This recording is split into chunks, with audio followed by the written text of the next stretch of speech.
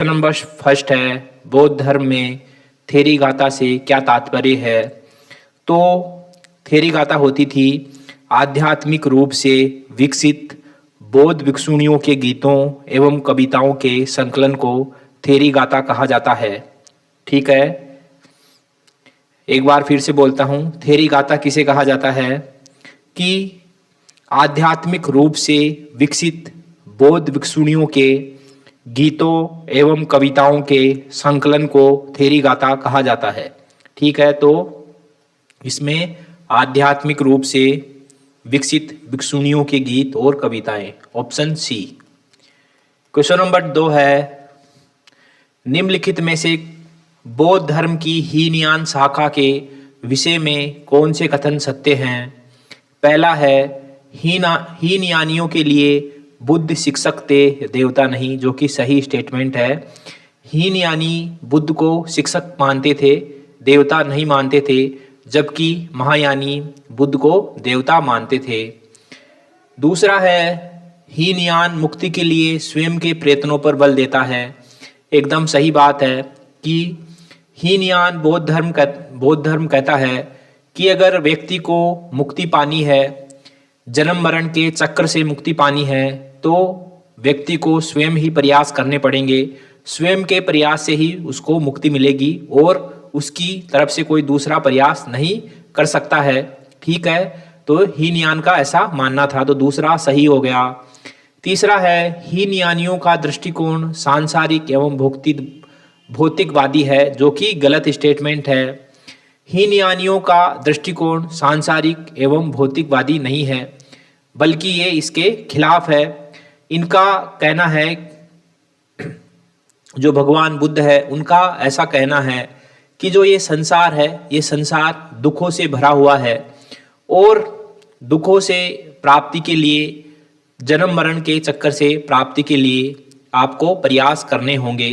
ठीक है, तो ऐसा कहना कि हीनयानियों का दृष्टिकोण सांसारिक एवं भौतिकवादी है, ऐसा बिल्कुल भी सत्य नहीं है, तो तीसरा गलत हो गया। चौथा है, हीनयान बौद्ध मत का साहित्य पाली भाषा में है, जो कि सही स्टेटमेंट है। तो इसमें 1, 2 और 4 सही है। 1, 2 और 4 सही है, इसका सी ऑप्शन सही है। क्वेश्चन नंबर 3 है, मौर्य काल की श्रेणियों के विषय में निम्नलिखित में से कौन सा कथन सत्य नहीं है। ओके, तो ए है, इस काल में शिल्पी श्रेणियों में संगठित होकर उत्पादन करते थे।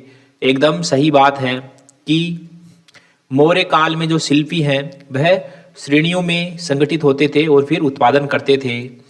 दूसरा है, श्रेणियों का अपना न्यायालय होता था, न्यायालय के साथ अपना स्कूल भी होता था। ठीक है, तो दूसरा सही है।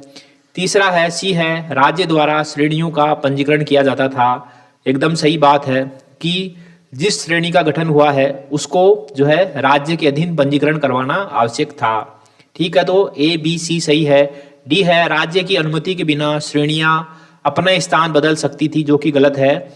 राज्य की अनुमति के लेकर ही श्रेणियां अपना स्थान एक जगह से दूसरी जगह बदल सकती थी, इसलिए हमारा डी ऑप्शन सही है, यही गलत है। क्वेश्चन नंबर 4 है, निम्नलिखित कथनों के आधार पर शासक की पहचान कीजिए।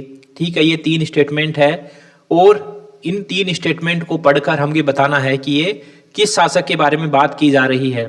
पहला है, उसने मंगोल आक्रमण से निपटने के लिए 2 सुरक्षा पंक्तियां बनाई। पहली बनाई लाहौर दीपालपुर से मुल्तान तक और दूसरी बनाई सुनाम समाना से भटिंडा तक। ठीक है, तो ये किया था बलबन ने। उसने ईरानी मॉडल पर आधारित नवरोज त्योहार मनाना शुरू किया।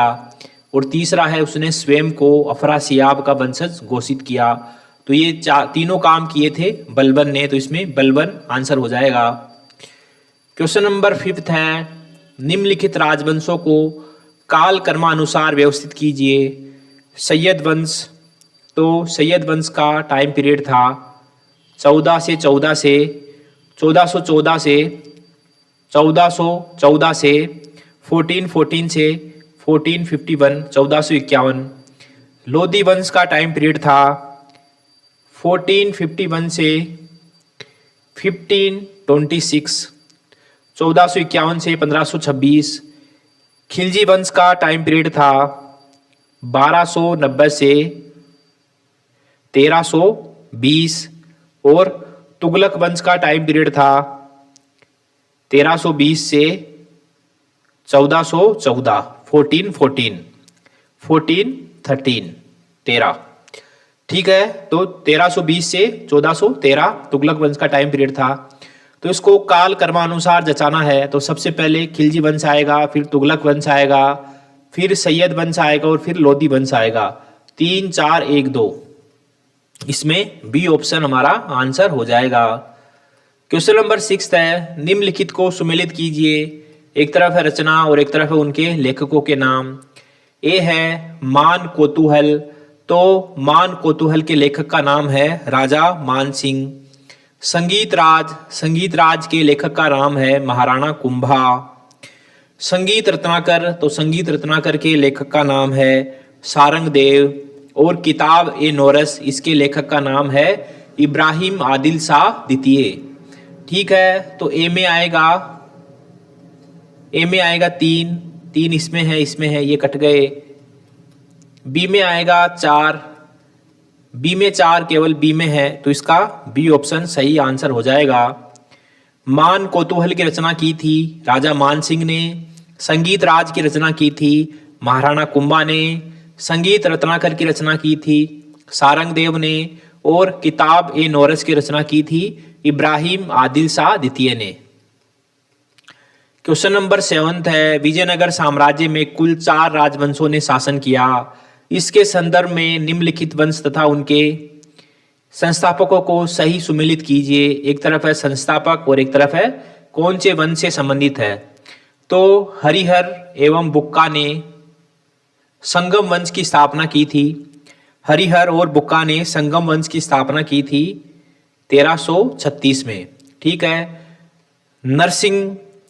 नरसिंह सुलूब ने सुलूब वंश की स्थापना की थी और ये की थी 1485 में 1485 में। तिरुमल ने अराबीडू वंश की स्थापना की थी और ये की थी 1570 में, सबसे आखिरी वाला वंश है ये।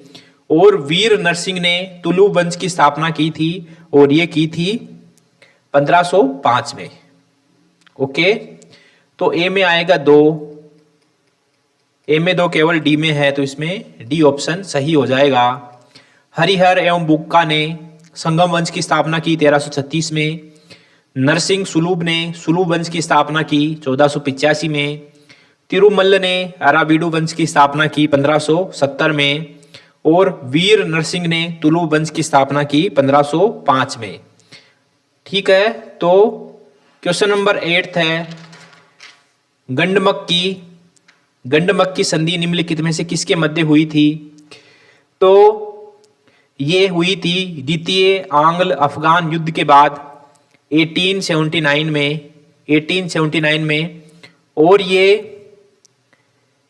अंग्रेजों ब्रिटिश और अफगानों के मध्य हुई थी। ये ब्रिटिश और अफगानों के मध्य हुई थी गंडमक की संधि। क्वेश्चन नंबर 9 है, निम्नलिखित में से कौन से कथन सही हैं। पहला है मद्रास महाजन सभा की स्थापना 1884 में एम वीर राघवाचारी, जी सुब्रमण्यम अय्यर और आनंद चार्लू ने की थी, जो कि सही स्टेटमेंट है। दूसरा है ईस्ट इंडिया एसोसिएशन की स्थापना एम जी रानाडे ने पेरिस में की थी, जो कि गलत स्टेटमेंट है। ईस्ट इंडिया एसोसिएशन की स्थापना लंदन में की थी दादा भाई नौरोजी के द्वारा 1866 में। 1866 में दादा भाई नौरोजी ने ईस्ट इंडिया एसोसिएशन की स्थापना की थी। तो दूसरा गलत है, पहला सही है। ए ऑप्शन इसमें सही है। क्वेश्चन नंबर 10 है, इंडियन नेशनल यूनियन को भारतीय राष्ट्रीय कांग्रेस नाम निम्नलिखित में से किसके द्वारा दिया गया था। तो ये नाम दिया गया था दादा भाई नौरोजी के द्वारा। इंडियन नेशनल यूनियन को भारतीय राष्ट्रीय कांग्रेस नाम दादा भाई नौरोजी ने दिया था। इसी के साथ एमसीक्यू सीरीज का लेक्चर नंबर 155 यहीं समाप्त होता है। मिलते हैं अगले लेक्चर में, तब तक के लिए थैंक यू वेरी मच।